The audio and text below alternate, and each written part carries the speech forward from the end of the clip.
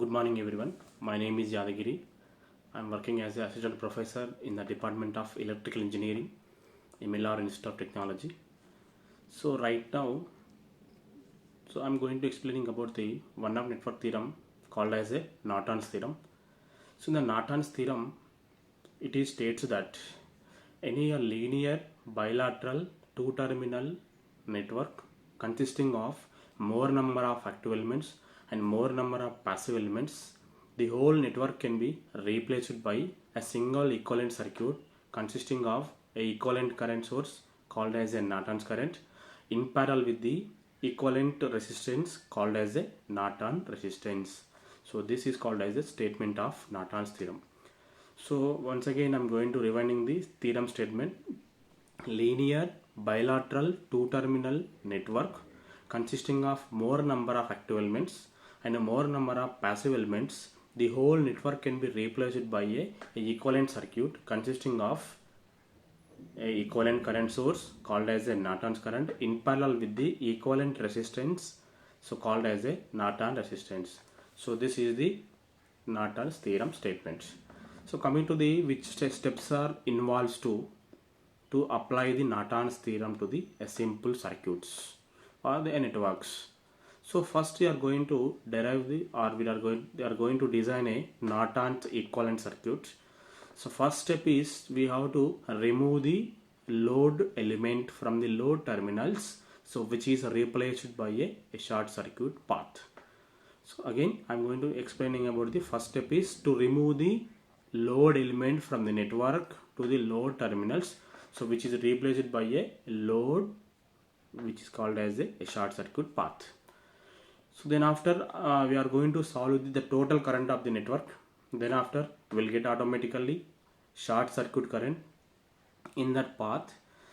So that current is called as a Norton current or short circuit current. So according to the current division rule.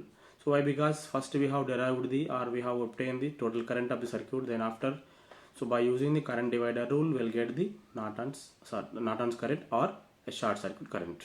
Then coming to the Norton resistance. So Norton resistance is same as the Thevenin resistance, means it is a calculation purpose. It will be both will be same.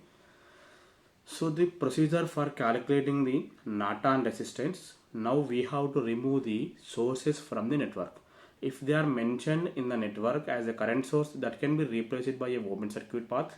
So if it is a voltage source, that can be replaced by a short circuit path. So then we are going to remove the load. It will be keep as a open terminals, so from the main network. So for finding the Norton resistance, we have to short circuit the voltage source and remove the load element from the load terminals, and we are going to calculate the equivalent resistance for that circuit, so which is called as a Norton resistance and also known as Thevenin resistance. And after that, by determining those two parameters, we have to design a equivalent circuit of the Nortons. And first we are going to considering a current source called as a 9 Norton. So after that we are going to join a resistor, nothing but in parallel with that Norton's current. So that is called as a Norton resistance. At the beginning we have to left the Norton's load elements that we are going to add the beginning to the in parallel to the that Norton resistance. Means first you are going to take a Norton's current and in parallel to the Norton resistance and in parallel to the load terminal. So that is the equivalent circuit of the Norton's theorem. And let us take a simple circuit consisting of voltage source having a 4 resistors are there. So our aim is to calculate the load current and as well as load voltage also. Sometimes if they are asking the question load voltage, then we can going to get the load voltage also.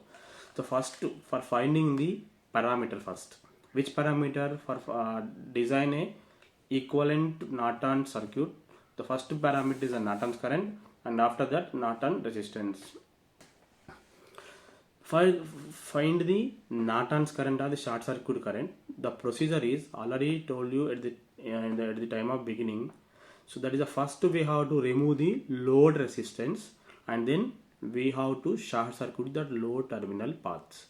So fine, we are going to calculate the total equivalent resistance first. So here the R1 is series element to the source, and remaining elements are R2, R3. So those R2, R3 are in parallel to each other. The whole combination is in series with the R1. So we'll get the total equivalent resistance. According to Ohm's law, the total current of the circuit I is equals to the total voltage by total resistance. We'll get the total current. So by using the current division rule, so we'll get that short circuit path current, means the current flows through the R2 will be exactly equals to the Norton's current or short circuit current. So here Norton's current we have to find by using the current divider rule, because so we have a element that R2 elements, so that will be connected with a short circuit path to the other elements. That end is known as a short circuit current or Norton's current. So current division rule we already known, so that's why by using the current divider rule we will get the equivalent current to the R3. So that is called as Norton's current. And second parameter for designing a equivalent Norton's circuit, that is a Norton's resistance or the Thevenin resistance also we can say. Here now we are going to calculating the Thevenin resistance. So I am going to consider the original circuit of the network. So the original circuit we have to remove the load resistor, which can be replaced by open terminals, and as well as we have to remove the we have to remove the voltage source that can be replaced by a short circuit path. So we are getting the here we are considering as that Norton resistance is called as internal resistance. Also we are considering that notation is our choice, that's why I am going to considering here an internal resistance. So that can be considered as a here R1 and as well as R3 will be parallel to each other, the whole combination in series with the R2. So here that's why equivalent resistance between those two terminals we have obtained as R internal, that R2 plus the whole combination of the parallel R1 and R3. So this is the procedure to calculate the Norton resistance. And after that, to design or to draw a Norton's equivalent to find the load current. So already told you, first we are going to calculate already we have determined the Norton's current or short circuit current, and already we have determined the Norton resistance. That too we have connected in parallel to each other, and after that we have left the load element at the beginning. That load element we have to connect it here. Here again the two procedures are there to calculating the load current. The easiest procedure to calculating the load current by using the current division rule. So the current as a total current from the circuit is, that is a Norton's current. That Norton's current can be divided by two elements which are a Norton's resistance or internal resistance, and as well as load resistor also. So by using the current divider rule we will get the load current.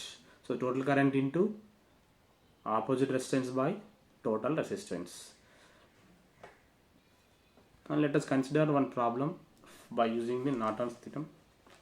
In the question they are asking find the current through 1.5 ohm resistor and voltage across the load resistor by using Norton's theorem in the circuit. Here the 12 voltage source is there. Here 4 elements are connected.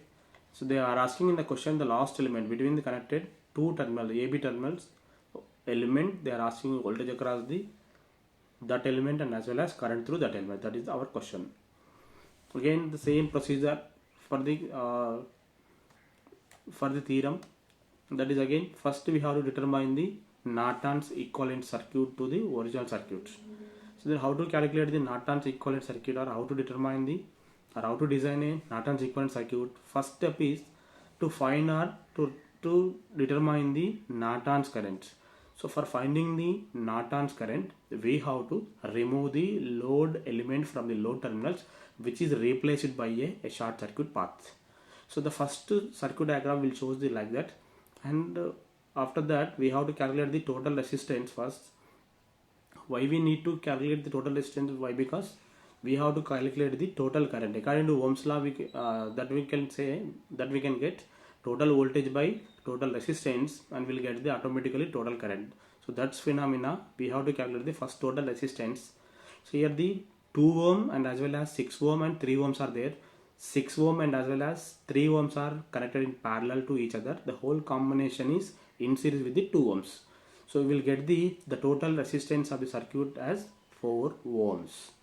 So we automatically calculate the total current, that is the total voltage by total resistance. We'll get the 12 by 4 has a 3 amperes.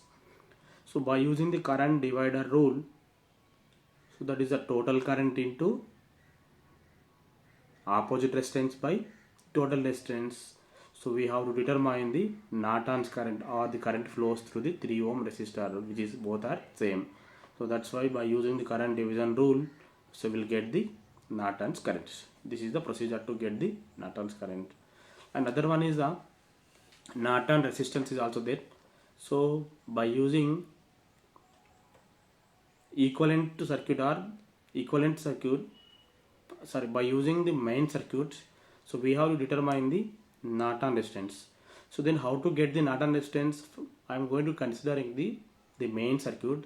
The main circuit having voltage source that can be replaced by a short circuit path. That in the left side, the two red lines are given by the indication as short circuited, and after that load element we have to remove, that can be keep as a open terminals.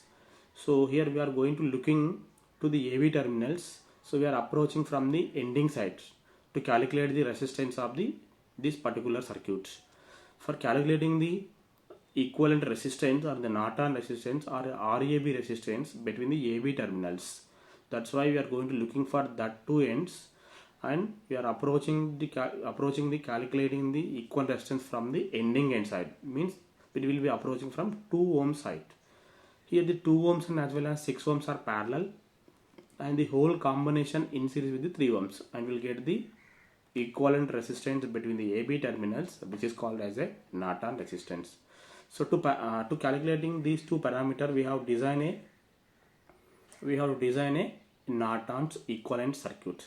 That Norton's equivalent circuit consisting of Norton's current source in parallel to the Norton resistance, and that in parallel to the load terminals or load element. Why? Because we have already left the load element at the beginning, that we are going to here added. Here the 2 ohms acting like a main source for these both two elements. Again, by using the current division rule, we will get the load current. So after the load current we have determined, then we are going to calculate the load voltage also, means the voltage across the load element. Why? Because they are asked in the question, that's why we have to again determine the load voltage. Here the total voltage, total current can be divided by these two elements. So here the load current or the 1.5 element taken the current from the 2 ampere source is 1.5 amperes. So the rest of the amount current will be absorbed the 4.5 ohm element from the source, and it is a procedure to calculate the load current. So if you already knows the current through the particular element, so according to Ohm's law, we will get the automatically voltage also. Here already the load current we have obtained as a 1.5 amperes. So according to Ohm's law, V is equals to I into R formula. So here applied, VL is equals to, means load voltage, means voltage across the load element is equals to load current into load resistor. We'll get the 1.5 into 1.5, we'll get the 2.25 volts. So this is a simple problem about the Norton's theorem. So thank you everyone. If any queries, keep in the chat box. Please watch my video and subscribe my channel.